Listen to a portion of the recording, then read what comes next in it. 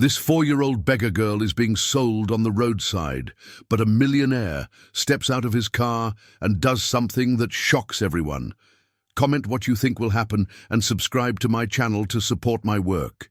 The midday sun beat down relentlessly on the dusty road that cut through the outskirts of Willow Creek, Montana, when Harrison Blackwood slowed down his silver Tesla. At 52, the entrepreneur had developed a habit of driving slowly through the rural areas to scout properties he might acquire to expand his business.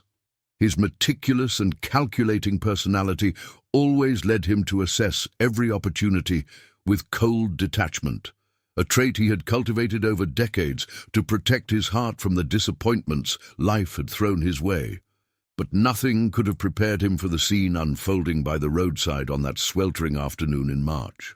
A woman with disheveled hair and dirty clothes was firmly holding the hand of a little girl, no more than 4 years old, while talking to a middle-aged man beside a rusty pickup truck.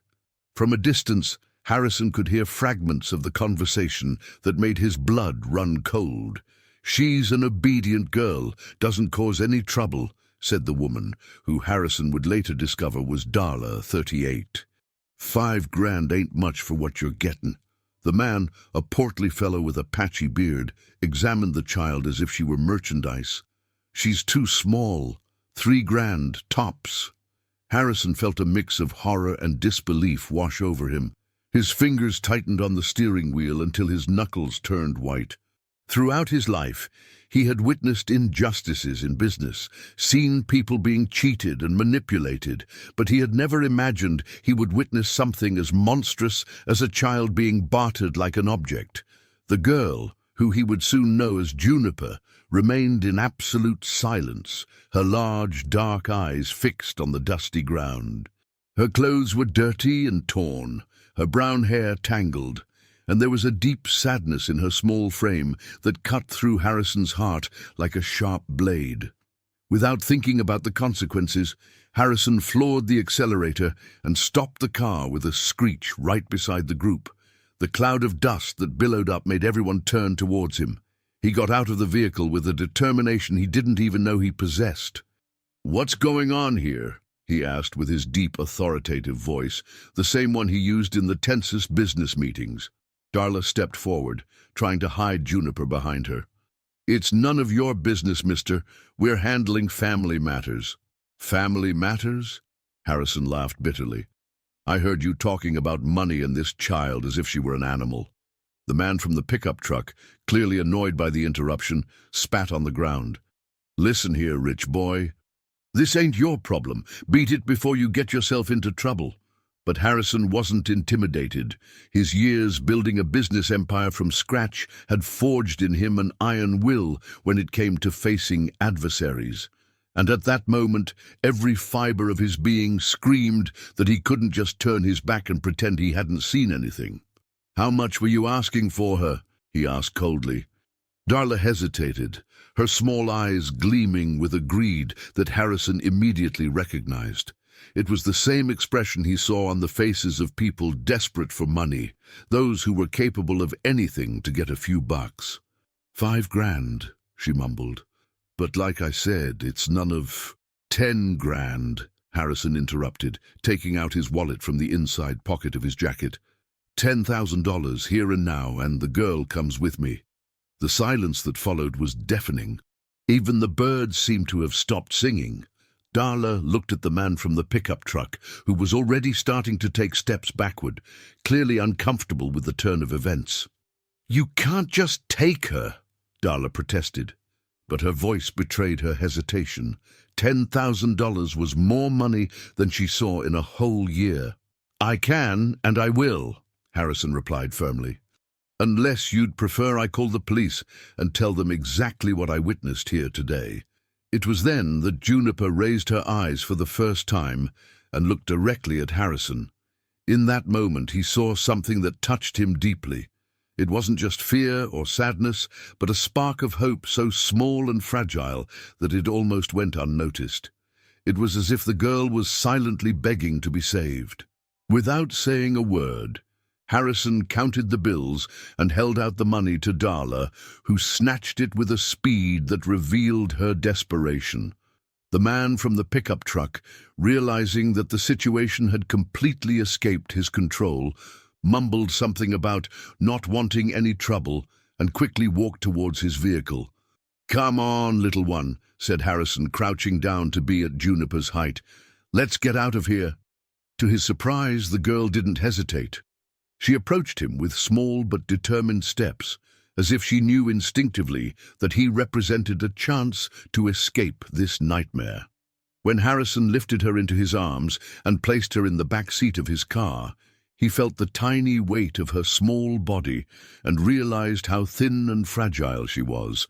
Her little hands clung tightly to the fabric of his shirt, and he could feel the tremor that ran through her entire body.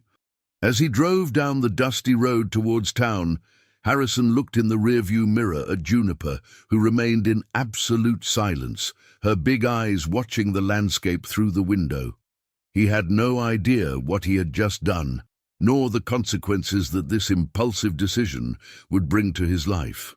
What he didn't know was that Darla wasn't really Juniper's aunt, and that he had just gotten himself into a much more complex and dangerous situation than he imagined. He also had no idea that the silent girl in the back seat possessed an extraordinary photographic memory and held secrets that would completely change his perception of everything that had happened that afternoon. As the car drove away from the dusty road, leaving Darla behind with her dirty money in her hands, Harrison made a decision that would echo through the next 8 months of his life. He would protect that child, no matter the cost. Harrison Blackwood's mansion stood imposingly in the most exclusive neighborhood of Willow Creek, with its 3 stories of modern colonial architecture and perfectly manicured gardens. But that March afternoon, when he drove through the electronic gate carrying Juniper in his arms, the house seemed strangely empty and cold. Beatrice Rodriguez, 45, the housekeeper who had worked for Harrison for almost a decade, was watering the plants on the porch when she saw her boss approaching with a child. Her dark eyes widened in surprise, and she almost dropped the watering can she was holding. "Mr. Blackwood," she called, quickly descending the steps of the main entrance. "What? Who is this girl?" Harrison stopped in the entrance hall, still holding Juniper, who clung to his neck as if she feared being abandoned again. He looked at Beatrice, a sturdy woman with grey hair, always tied in an impeccable bun, and realized that he didn't have a simple explanation to give. "She's going to stay with us for a while," he said finally, his voice filled with a determination that surprised even him. "She needs a bath, clean clothes, and something to eat." Beatrice observed the child more closely, and her maternal heart immediately ached. The dirty clothes, the tangled hair, the excessive thinness, and above all the fear etched in those big eyes, spoke for themselves. But her life experience also made her suspicious. In her 45 years, she had seen many strange situations, and a single man suddenly appearing with an unknown child didn't seem normal to her. "Sir, with all due respect," she said, crossing her arms, "but where did this girl come from? Where are her parents?" "It's complicated, Beatrice," Harrison replied, avoiding going into detail. "Please, just help me take care of her today. We'll talk better tomorrow." Beatrice hesitated. Her main motivation had always been to keep her job, which guaranteed her a stable income and a small house in the back of the property where she lived with her teenage daughter. But there was something about the situation that made her deeply uncomfortable. What if her boss had done something wrong? What if she became an accomplice to something illegal? "All right," she said reluctantly, "but I'll prepare the guest room on the 2nd floor. The girl can stay there." Harrison nodded and went up the stairs with Juniper, who hadn't spoken a single word since they entered the house. Her eyes scanned every detail of the luxurious environment. The crystal chandeliers, the fine wood furniture, the expensive paintings on the walls. It was a world completely different from everything she knew. The guest room was spacious and elegant, with a double bed, a reading armchair and a large window overlooking the garden. Harrison sat Juniper on the edge of the bed and knelt in front of her, trying to make eye contact. "What's your name?" he asked in a soft voice, a tone he rarely used. Juniper stared at him for long seconds before whispering almost inaudibly, "Juniper." "Juniper," he repeated, feeling that the name sounded beautiful in his voice. "I'm Harrison. You're safe now, okay? No one's going to hurt you here." The girl nodded slightly, but Harrison could see that she was still terrified. Her small fists clung to the fabric of the bed as if it were the only solid thing in a world that was crumbling around her. Beatrice appeared at the door with a tray containing a glass of warm milk and some cookies. She observed the interaction between Harrison and Juniper with critical eyes, looking for any sign of inappropriate behavior. But what she saw surprised her. There was a genuine kindness in the way her boss treated the child, a tenderness she had never witnessed before. "I brought a snack," she announced, placing the tray on the bedside table, "and I'll prepare a warm bath for her." When Beatrice left to prepare the bath, Juniper finally moved. She approached the window and stood watching the garden with an impressive intensity. Her eyes seemed to photograph every detail: the rose bushes, the fountain in the center, the birds that flew among the trees. "Do you like gardens?" asked Harrison, approaching her. Juniper nodded and, to his surprise, said, "My mom had a garden, small, but it had little birds." It was the first time she had mentioned something about her past, and Harrison felt a pang of curiosity mixed with pain. Where was her mother? What had happened for her to end up in Darla's hands? The bath was a challenge. Juniper refused to take off her clothes in front of Beatrice, and only agreed when Harrison left the room and closed the door. Beatrice noticed strange marks on the girl's arms and back. They weren't recent injuries, but old scars that told a story of suffering that made her heart ache. "My God," she murmured to herself, "what did they do to this child?" That night, Harrison dined alone in the dining room, as he always had since he bought the mansion 5 years ago. But his thoughts were completely focused on the girl who was sleeping upstairs.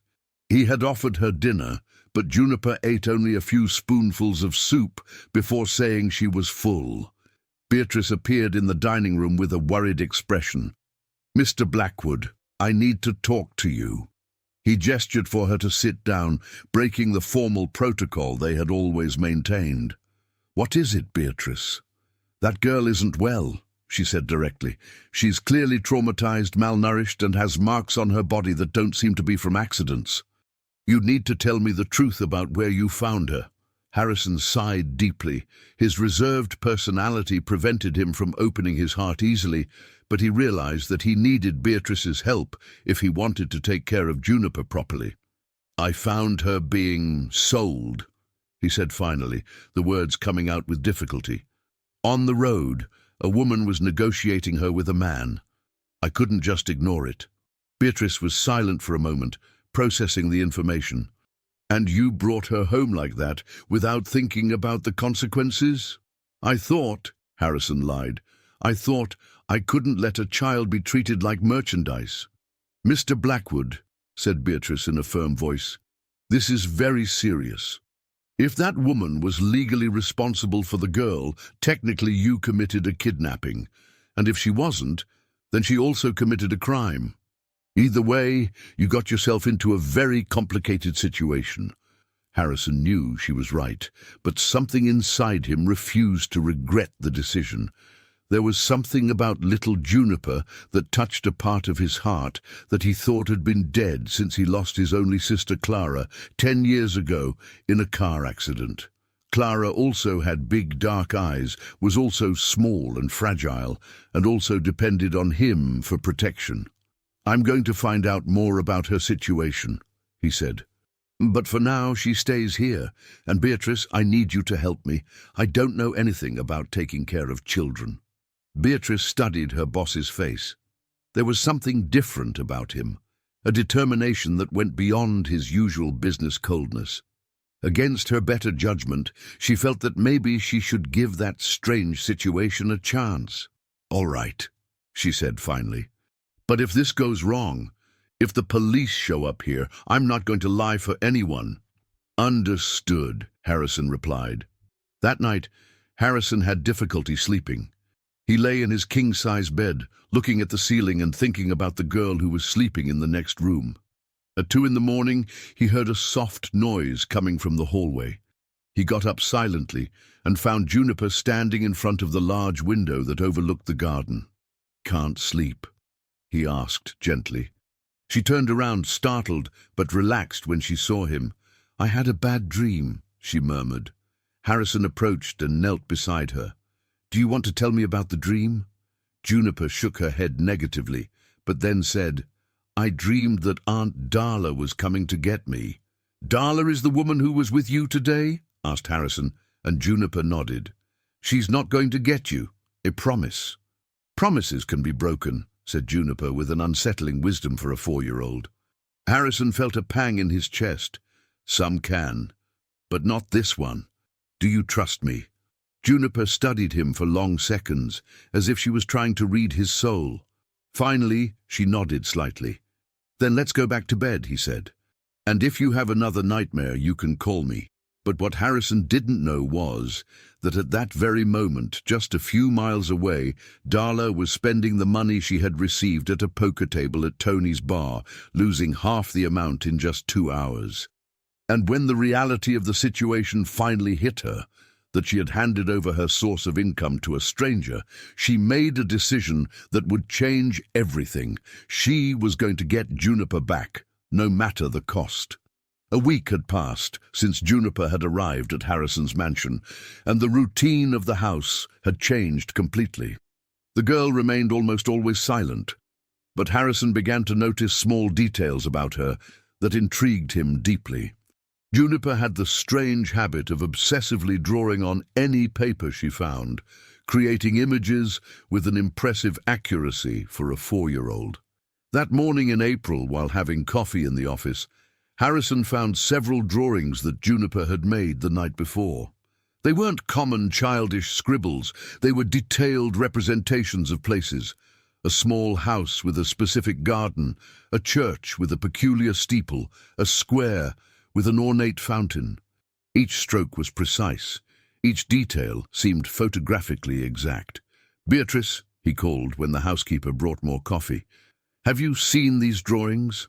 Beatrice approached and examined the papers, her eyes widening. "My goodness! How can a child draw like this? These places they seem real." "That's exactly what I'm thinking," murmured Harrison. "Juniper, can you come here for a moment?" The girl appeared in the office doorway, wearing a blue dress that Beatrice had bought for her in town. Her brown hair was now clean and combed, but her eyes still carried that deep sadness that broke Harrison's heart. "These places you drew," he said, showing the papers, "have you been to them?" Juniper nodded slowly. "Aunt Darla took me to several places. She said I had to remember everything to tell later." "Tell who?" asked Beatrice, her maternal curiosity flaring up. "To the people who wanted to take me away," replied Juniper, with an unsettling naturalness. "Aunt Darla said I was worth more if I knew how to talk about the beautiful places I had been." Harrison felt his blood run cold. The reality of the situation was becoming even darker than he had imagined. Darla wasn't just selling children, she was preparing them as if they were products to be marketed. "Juniper," he said, crouching down to be at her height, "do you remember your real mom?" The girl's eyes filled with tears, but she nodded. "Mom Evelyn was very pretty. She sang to me before bed." "And what happened to her?" "She got very sick and went to heaven," said Juniper simply. "After that, Aunt Darla said she would take care of me, but she didn't. She was always angry." Beatrice discreetly wiped a tear that trickled down her face. Her initial distrust of Harrison was gradually being replaced by a genuine concern for Juniper's well-being. "Honey," she said, "do you want to draw some more places? Maybe we can help you remember good things." Juniper nodded enthusiastically. It was the first time she had shown any real interest in any activity. Beatrice brought a box of crayons and blank sheets of paper, and the girl sat on the floor of the office, concentrating intensely on her drawings. What happened next left both Harrison and Beatrice completely shocked. Juniper began to draw a larger house with specific architectural details, elaborate gardens, and even the number on the entrance, 245. Then she drew an old church with very particular characteristics, and then a beautiful woman with long hair holding a baby. "This is the place where Mom Evelyn worked," she said, pointing to the drawing of the large house. "She cleaned everything and took care of the flowers. The man who lived there was very good to her." Harrison studied the drawing more closely. There was something familiar about that house, as if he had seen it before. The details were very specific: the shape of the windows, the position of the trees, even the design of the iron gate. "Juniper, do you remember the name of the man who lived in this house?" he asked. The girl frowned, concentrating. "Mom called him Mr. Theodore. He had white hair and was very tall." The name hit Harrison like a lightning bolt. Theodore Caldwell was one of the richest and most influential men in the region, owner of several ranches and a well-known traditionalist who lived in a historic mansion on the outskirts of town. Harrison had tried to do business with him several times over the years, but Theodore was extremely selective with his partnerships. "Theodore Caldwell?" he murmured, more to himself. "Do you know him?" asked Beatrice, noticing the expression of recognition on her boss's face. "I know of him. He's a very rich rancher, kind of a recluse," replied Harrison. "But if Evelyn worked for him, maybe—" At that moment the sound of the doorbell interrupted them. Beatrice went to answer it and returned a few minutes later with a worried expression. "Mr. Blackwood, there's a man at the door asking about a girl. Says he's the brother of a woman named Darla." Harrison felt his stomach churn. Juniper, who was focused on her drawings, raised her head with wide eyes of terror. "Uncle Oscar," she whispered, and began to tremble. "Who is Oscar?" asked Harrison quickly. "Darla's brother. He's very mean and does bad things," replied Juniper, running to hide behind Beatrice. Harrison took a deep breath, mentally preparing himself. His authoritative personality, forged in years of difficult negotiations, came to the fore. He would not allow anyone to terrorize Juniper while she was under his protection. "Beatrice, take Juniper to her room and lock the door," he instructed. "Don't come out of there until I say it's okay." "Mr. Blackwood, maybe it's best to call the police," suggested Beatrice, worried. "Not yet," he replied. "First, I'm going to talk to this Oscar and find out exactly what he wants." Oscar Fletcher was standing at the gate of the mansion, a 41-year-old man, muscular and with a permanently angry expression on his sunburnt face. His work clothes were dirty with dirt and cement. He had worked in a local quarry for over 15 years, a job that had hardened both his body and his temper. "You're the rich guy who took my niece?" he asked bluntly when Harrison approached. "I'm Harrison Blackwood, and this is my property," replied Harrison coldly. "What do you want?" "I want my niece back," said Oscar, spitting on the ground.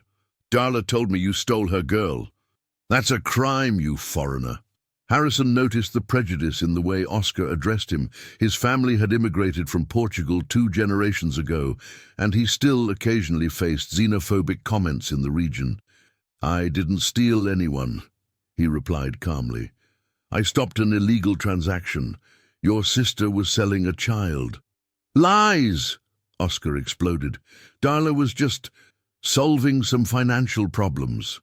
The girl is the family's responsibility, not yours."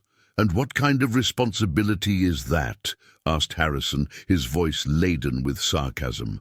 "Selling children to strangers on the side of the road." Oscar took a threatening step towards the gate. "Listen here, rich boy. I don't know what game you're playing, but it's going to end badly for you. Give back the girl, and forget this ever happened, or else—" "Or else what?" interrupted Harrison, showing no intimidation. "Or else I'm going to spread all over town that you stole a child.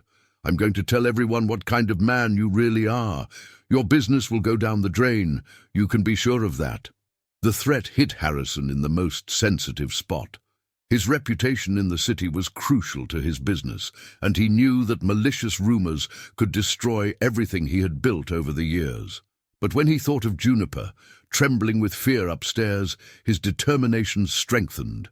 "Do what you want," he said. "The girl stays with me." Oscar laughed disdainfully. "You think you're pretty smart, don't you? But let me tell you something. Darla isn't going to give up easily. She lost a lot of money because of you, and now she has debts to pay. If you don't give back the girl willingly, she'll find a way to get her by force." "Is that a threat?" "It's a warning," replied Oscar, turning his back. "You have 3 days to think it over. After that, things get complicated." As Oscar drove away on his noisy motorcycle, Harrison remained standing at the gate, processing the conversation. He had underestimated Darla's determination, and now realized that he was involved in something much more dangerous than he had imagined. When he returned inside the house, he found Beatrice and Juniper in the living room, the girl still visibly shaken. "What did he want?" asked Beatrice. "Money and trouble," replied Harrison. "Beatrice, I need you to help me find out more about Juniper's story, especially about her connection with Theodore Caldwell." "The rancher? Why?" "Because," said Harrison, looking at Juniper's detailed drawings scattered on the table, "I have the impression that there's much more to this story than any of us imagine. And if I want to protect Juniper, I need to know the whole truth." What none of them knew was that at that very moment, Darla was sitting at Tony's bar, completely drunk, and telling anyone who wanted to listen about the rich guy who stole her niece. The seeds of the destruction of Harrison's reputation were already being planted, and soon the whole town would be talking about the mysterious situation at the mansion on Acacia Street. 2 months had passed since Juniper's arrival, and Harrison's life had been completely transformed. The girl, once silent and haunted, now ran through the gardens of the mansion, laughing as she chased butterflies. But the apparent happiness hid a storm that was approaching rapidly. The rumors spread by Darla had taken deep root in the community. Yolanda Sims, 49, Harrison's closest neighbor, had become the main spokeswoman for the malicious gossip. Her envy of the businessman's comfortable life motivated her to fuel every rumor with invented details. "It's not natural for a single man to raise a girl like that, out of nowhere," she murmured to her friends at the farmer's market. "Where are the child's documents? Why doesn't he want to talk about her parents?"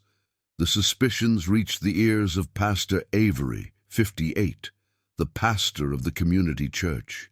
The religious man, genuinely concerned about Juniper's well-being, decided to pay a pastoral visit to the mansion on a warm afternoon in June. "Harrison, my son," said the pastor, sitting in the living room while watching Juniper play in the garden through the window, "the community is concerned. There are many questions about this situation." Harrison served coffee and sat down before the pastor, a man with grey hair and a kind gaze whom he had known since childhood.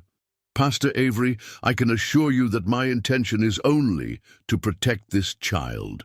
"I believe you," said the pastor, "but we need to clarify the situation legally. The girl needs to be registered. She needs to have documents. You understand that, don't you?" It was exactly what Harrison feared. He had avoided dealing with the official bureaucracy because he knew that it could result in the loss of Juniper to the state system. But now he realized that he had no choice. "Pastor, can I tell you something in confidence?" asked Harrison, his voice filled with concern. The religious man nodded, assuming his confessional posture. "I found Juniper being sold by a woman named Darla. Literally sold, like merchandise," confessed Harrison. "I couldn't ignore it. I brought her home, and since then I've been trying to find out her true origin." Pastor Avery was silent for long moments, processing the information. "Are you sure of what you're saying, my son?" "Absolutely. And I discovered more disturbing things. Through Juniper's drawings, I learned that her mother, Evelyn, worked for Theodore Caldwell before she passed away." The name made the pastor straighten up in his chair. Theodore Caldwell, the rancher from the North region? The same. Pastor, I think there's a family connection that we don't fully understand yet. At that moment, Beatrice entered the room with an urgent expression. Mr. Blackwood, there's a situation outside. Darla is at the gate, but she's not alone. Through the window, they saw Darla accompanied by two unknown men and several people from the neighborhood who had gathered to observe the confrontation. The tension in the air was palpable.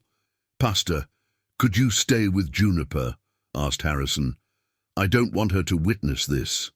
The religious man nodded and went to get the girl in the garden, while Harrison headed to the gate. His authoritative personality, tempered by months of fatherhood, prepared him for the most important confrontation of his life. Darla, he said coldly, what do you want? My niece, she replied, clearly drunk, even though it was only 2 in the afternoon. And these men here are from Child Protective Services. I came to get what's rightfully mine. Harrison looked at the 2 men who accompanied her. Something in their clothes and posture didn't match official employees. Can you show me your IDs? The men exchanged nervous glances, and Harrison immediately realized that they were imposters, probably acquaintances of Oscar trying to intimidate him with a poorly staged performance. Listen carefully, said Harrison, raising his voice so that all the neighbors present could hear. If you were really from Child Protective Services, you would have come with official documentation and a police escort. This charade ends now. It was at this moment that Pastor Avery appeared at the gate, carrying Juniper in his arms.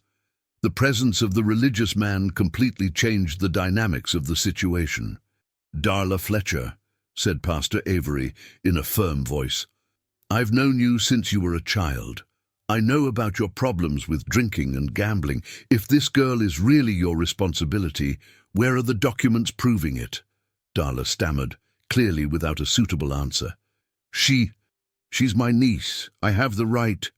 What kind of right involves selling a child on the side of the road? Asked Pastor Avery, his voice echoing through the quiet street. The silence that followed was broken by Juniper's small but clear voice. She's not my aunt. She lied to everyone.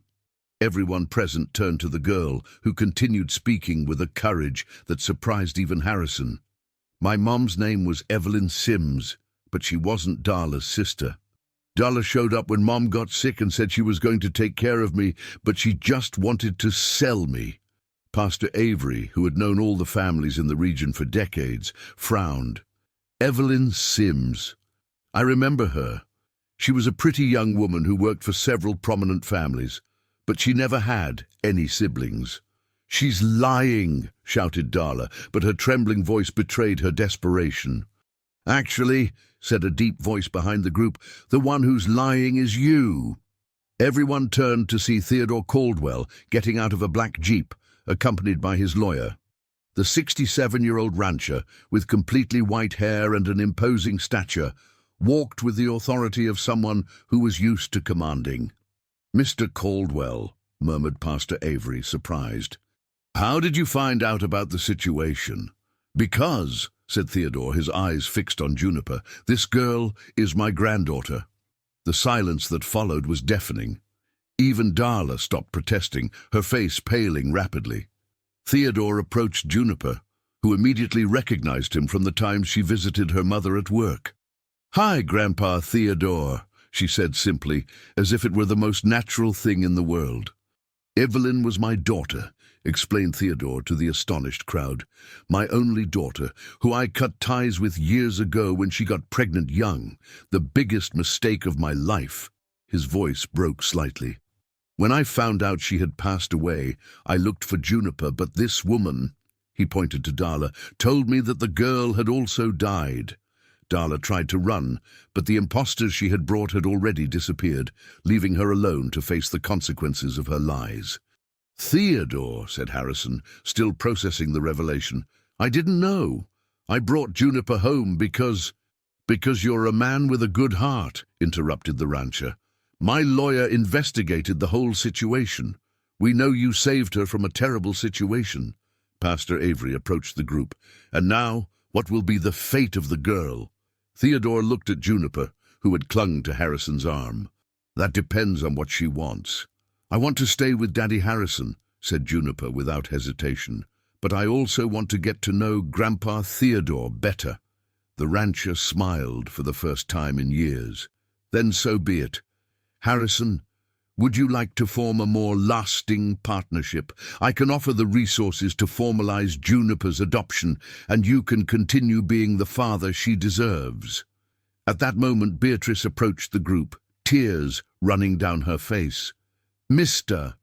E. Blackwood, she said in a trembling voice, I need to confess something. Everyone looked at her expectantly. I was also an abandoned child, she said. I grew up in the St. Clair orphanage, which was funded by your investments 20 years ago. When I saw your name on the list of benefactors, I knew you were a good man. That's why I stood by your side during this whole situation. The final revelation completed the circle. Harrison had indirectly helped Beatrice years ago. Beatrice had helped care for Juniper, and now everyone was united by ties stronger than blood. 6 months later, Harrison's mansion had been transformed into a true home. Juniper attended the best school in the region, her drawings now portraying happy moments instead of traumatic memories. Beatrice had been officially adopted as part of the family, and Theodore visited regularly, teaching his granddaughter about her family roots. Darla was prosecuted for forging documents and attempted child trafficking, serving a sentence that gave her time to reflect on her choices. Oscar, discovered as an accomplice, also faced legal consequences. Rodney, the business partner who had tried to harm Harrison financially, had his frauds exposed when Theodore used his influence to investigate the irregularities.